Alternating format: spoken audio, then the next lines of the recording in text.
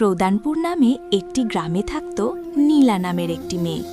তার মা নেই আর বাবার কাজে বাইরে থাকতে হয়।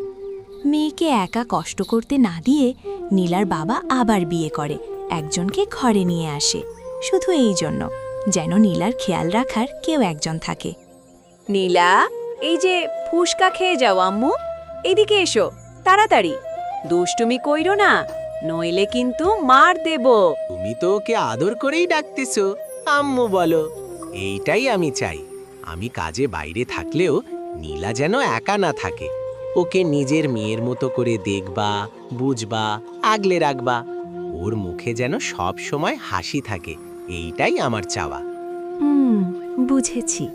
আপনি চিন্তা করবেন না, আমি নীলাকে নিজের মেয়ের মতো করে দেখব, খেয়াল রাখব।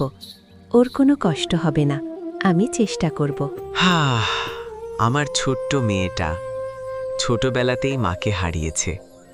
আমি চাই ও যেন একা না থাকে, সব সময় কেউ থাকে যে ওকে ভালো রাখে। আমি বুঝেছি, আপনি চিন্তা করবেন না। আমি নীলাকে নিজের মেয়ের মতো করে খেয়াল রাখব, সব সময় ওর পাশে থাকব। আজ কি খেতে মন চায়, যেটা খেতে ইচ্ছা করে লজ্জা পেও না, আমাকে সোজা করে বলো। আর আমার মেয়েটার কথাও ভাবতে হবে বউ। নীলা কি খাবে, ও কি খেতে ভালোবাসে, তোমরা দুজনেই বলো। আমি বাজার থেকে তোমাদের পছন্দেরটাই আনব। তোমরা খুশি থাকলেই আমার দিনটা ভালো যায়।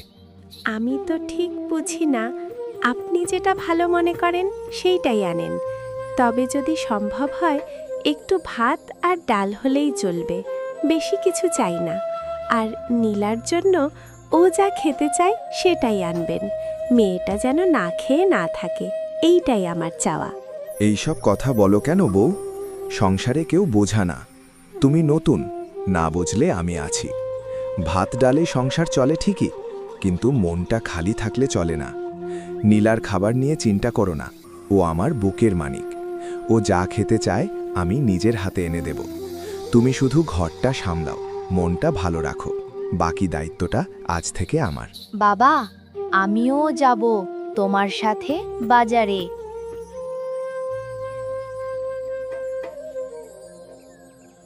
কিরে বোন, সবকিছু ঠিক আছে তো? ওরা কি বাসায় আছে? হ্যাঁ, জোহর নীলাকে নিয়ে বাজারে গেছে, ঘরে কেউ নেই। ভালো, তাহলে বল কবে সব সম্পদ আমাদের হবে? জোহরটা খুব সহজ মানুষ, বিশ্বাস করে বেশি। সেই বিশ্বাসটাই কাজে লাগাতে হবে। ওকে একটু বোকা বানাবি, ভালোবাসার কথা বলবি, তারপর কাগজে সই করিয়ে নিবি। সব সম্পত্তি আমাদের নামে। হ্যাঁ, একবার সই হয়ে গেলে সব কিছু আমাদের। কিন্তু নীলাটা যদি কিছু বুঝে যায়? ও তো বাচ্চা, তুই শুধু নিজের কাজটা কর, বাকিটা আমি সামলে নেব। নীলামা, একটা কথা জিজ্ঞেস করে? বাবা বলো। আমি যখন বাইরে থাকি তখন তোমার মা তোমার সাথে ভালোই থাকে তো? হ্যাঁ বাবা, মা আমাকে কিছু বলে না। বকে না তো? রাগ করে কথা বলে না? না বাবা, মা ভালোই, আমাকে খেলতেও দেয়। আচ্ছা মা। বাবা, মা তো আমাকে ভাতও দেয়। তাই নাকি? ভালো, খুব ভালো।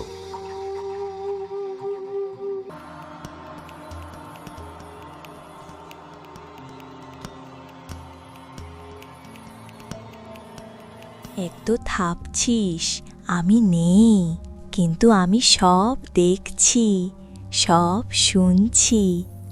আসতেছি আমি ধীরে, একদম নিঃশব্দে। খেলা শুরু হলে কার মুখোশ আগে খুলে পড়ে সেটা সময়ই বলবে। আসতেছি আমি ধীরে, একদম নিঃশব্দে।